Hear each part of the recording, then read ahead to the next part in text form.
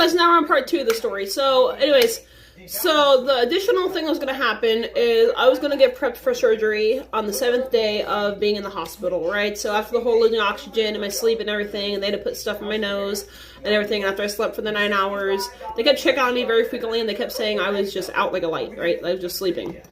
Sorry, excuse me. I choked on my spit, I'm sorry.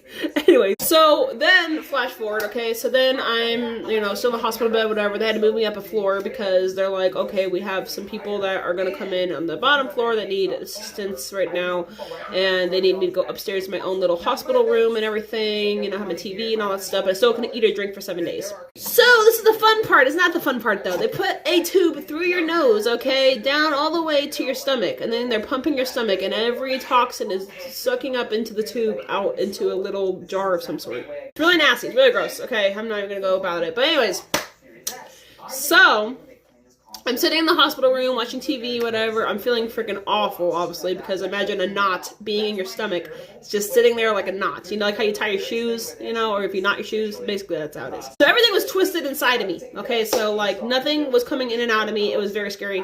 Anyways, and so when the 7th day came, the additional thing that was going to happen was I was going to get surgery for the situation.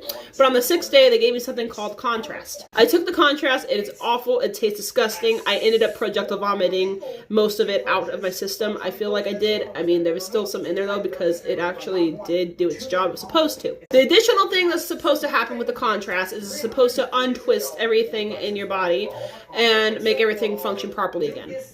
With a miracle, because sometimes it doesn't work. So somehow, though, it worked for me. It untwisted everything, but it was excruciating pain. Excruciating pain. I was all by myself because my parents had to go back to our state that we live at because we had things to tend to, and I couldn't go anywhere. Obviously, I had to stay in the hospital room. And I was screaming help and everything, and they actually had to sedate me. They actually had to put me back to go to sleep, so that way I would stop yelling help and screaming and agony and crying. But just imagine you're laying in a hospital bed all alone, okay? You have your TV on, obviously, but you're all alone, you're laying there, and you're just feeling everything going, and it's very painful. Okay, anyways, so, yeah, by the 7th day or whatever, they were like, good news. All the praying, the contrast, everything entered your body, and you'll be good to go home soon. So the story of this is, if there's something going on with your body and you realize it, please go get the help. Also, please pray hard, because praying does work. I'm very blessed to be alive still. I'm very thankful to see another day. When I got outside in the wheelchair, I was so thankful that I was outside, because I said by the 4th day, I would have probably died. Listen to your body.